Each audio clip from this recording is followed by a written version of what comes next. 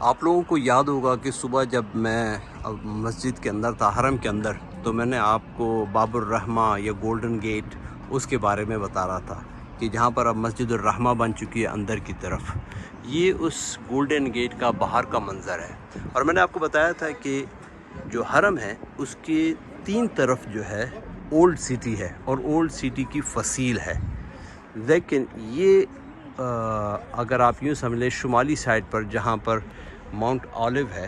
اس طرف جو دیوار حرم کی دیوار ہے اس طرف سٹی نہیں تھا، کیونکہ پہاڑی ہے، پہاڑی ڈھلان تھی، تو یہاں پر شہر کی فصیل نہیں بنائی گئی۔ اور یہ جو گیٹ ہے یہ ڈائریکٹلی حرم کے اندر کھلتا تھا۔ جب کروسیڈرز آئے، یہ صلیبی جب اس علاقے میں آئے، تو انہوں نے کہا کہ ہم حملہ کس طریقے سے کریں۔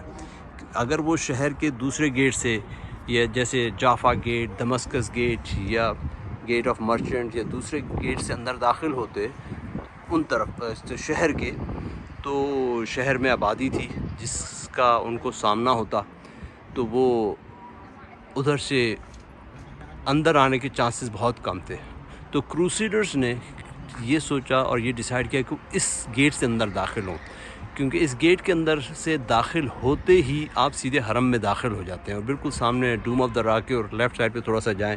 تو وہ مسجد اقصیٰ آتی ہے۔ تو وہ یہاں سے داخل ہوئے، اور انہوں نے اس وقت تقریباً کہتے ہیں کہ 70,000 مسلمانوں کا قتل عام کیا اور ان کا خون بہایا اس موقع پر، 70,000، اور مسجد اقصیٰ کو چرچ میں بدل دیا۔ ڈوم آف دا راک کا جو بیسمنٹ میں جو چٹان کے نیچے تہہ خانہ ہے، ادھر بھی ایک چرچ بنا دیا، اور اوپر جو ان کا پریسٹ تھا اس کا گھر بنا دیا۔ جب صلاح الدین ایوبی رحمۃ اللہ علیہ جب وہ آئے تو انہوں نے کہا اب کیسے واپس لے جائے، تو انہوں نے بھی اسی اسٹریٹجی کو اپنایا، وہ بھی اسی گیٹ سے اندر داخل ہوئے اور فتح حاصل کی، لیکن انہوں نے ان لائک وہ جو عیسائیوں کے، انہوں نے قتل عام نہیں کیا بلکہ معافی کا اعلان کیا، اور اس کے بعد انہوں نے اس گیٹ کو بالکل سیل کر دیا۔ آپ یہ دیکھیں کہ یہ محراب بنی ہوئی ہے، دروازے نہیں ہیں یہاں پر، بالکل اس کو سیل کر دیا، یہاں سے کوئی بھی نہیں جا سکتا۔ اور پھر یہاں پر قبرستان بن گیا آہستہ آہستہ، اور قبرستان بنا دیا۔ ادھر جو ہے عبادہ ابن صامت اور شداد بن اوس رضی اللہ عنہما کی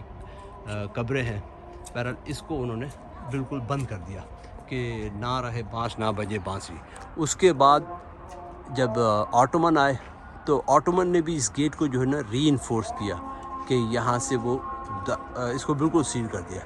جبکہ یہود کے نزدیک یہ سامنے ماؤنٹ آلیو ہے، اور یہودیوں کا اگر آپ دیکھیں گے قبریں، تو ان کو قبروں کے پاؤں جو ہیں وہ اس حرم کی طرف ہے، اور ان کے بقول کہ وہ سیدھے اٹھیں گے اور چلنا شروع کریں گے اور اس گیٹ سے اندر داخل ہو جائیں گے، اور اس وقت تک ان کا جو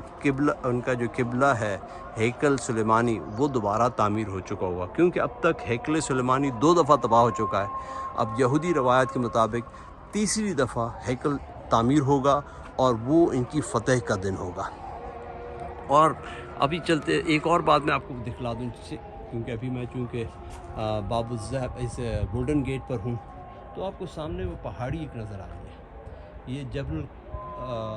مکبر یا جبل عمر بھی کہتے ہیں۔ حضرت عمر رضی اللہ عنہ جب وہاں سے آئے، شام کی طرف سے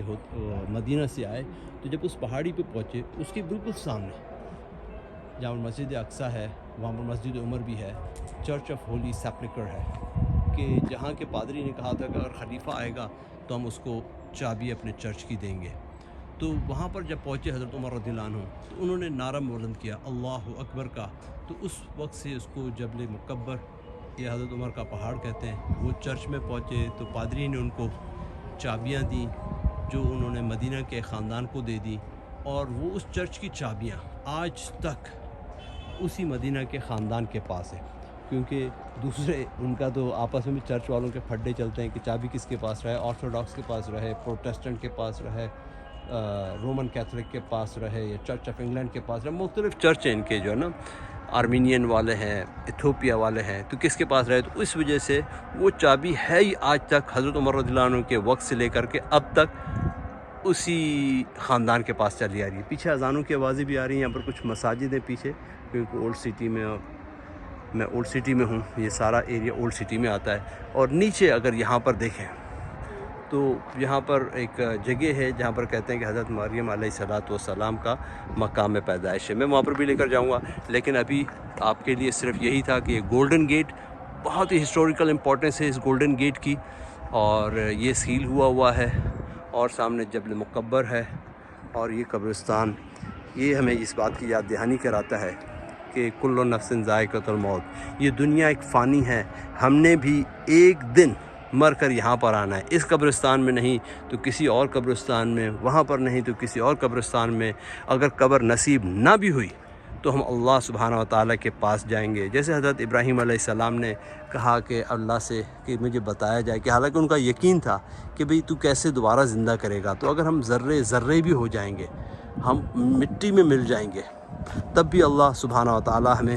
ہوا کو اور مٹی کو حکم دے گا کہ اکٹھا کرو، اور وہ انسان اللہ سبحانہ و تعالیٰ کے حضور بالکل صحیح سالم کھڑا ہو جائے گا. پھر ہماری زبان بولے نہ بولے، لیکن ہمارے ہاتھ، ہمارے اعضاء بولیں گے، ہمارے خلاف گواہی دیں گے. تو اس جگہ پر آنے سے پہلے، مرنے سے پہلے ہمیں اللہ سبحانہ و تعالیٰ سے دعا کرنی چاہیے کہ اللہ سبحانہ و تعالیٰ ہمیں توبہ کی توفیق نصیب فرمائے، اور آمین. اور جب ہمارا خاتمہ ہو اور اس دنیا سے ہم رخصت ہوں تو ہم اس حالت میں ہوں کہ ہماری حالت ایمان والی حالت ہو، اور اللہ سبحانہ و تعالیٰ ہم سے راضی ہو، اللہ سبحانہ و تعالیٰ ہم سے ناراض نہ ہو. کیونکہ اللہ سبحانہ و تعالیٰ کی ناراضگی میں ہمارے لیے تباہی ہے، بربادی ہے. جس طرح ابھی میں آپ کو اوپر صحابی رسول کی حدیث بتا رہا تھا، انہوں نے جو آخری حدیث جو بیان کی اپنے